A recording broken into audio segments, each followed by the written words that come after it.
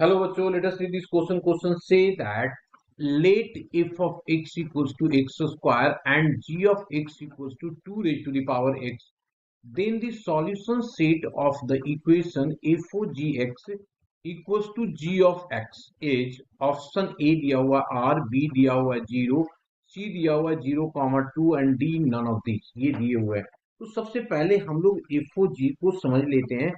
तो इसको की कंसेप्ट में समझते हैं ना, की कंसेप्ट में इसको समझते हैं. तो की कंसेप्ट हमारा क्या हो जाएगा?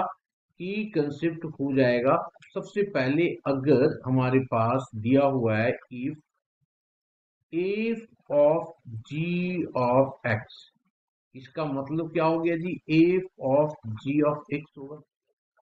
मतलब एक्स के जगह पे जो दी हुई होगी वैल्यू उसको जी ऑफ एक्स.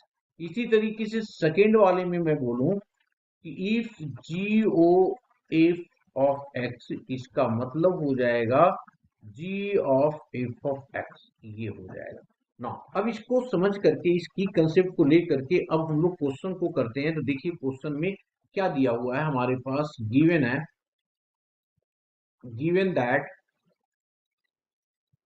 दैट क्या दिया हुआ है जी? F of X equals to X square and G of X equals to दिया हुआ है 2 ऑफ एक्स. अब सबसे पहले हम लोग निकाल देते हैं F of G of X. ये जो होगा F of G of X होगा जी, की कंसेप्ट के हिसाब से. अब देखो एफ के जगह, एक्स के जगह पे एफ में जी ऑफ एक्स पुट किया हुआ है. तो ये हमारे पास है, इसका मतलब ये हो जाएगा जी ऑफ एक्स का square.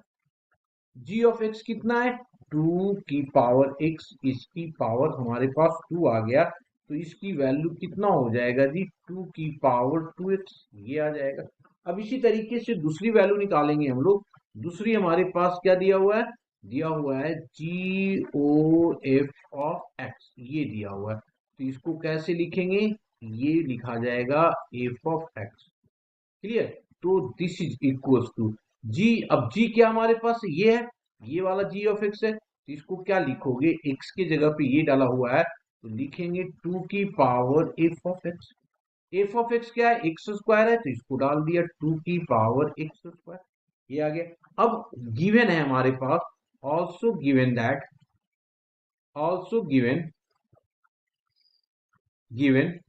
F of G of X is equals to G of F of X. तो दोनों की वैल्यू यहाँ पे रख देते हैं. तो दोनों की वैल्यू रखेंगे, क्या आ जाएगा जी?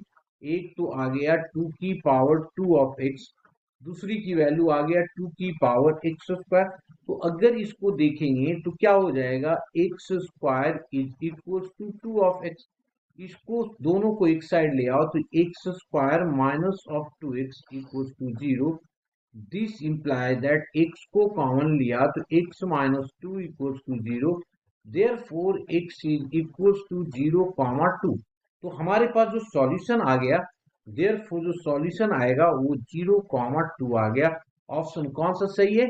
सी option is the correct option. Hope you understood it well. Best of luck.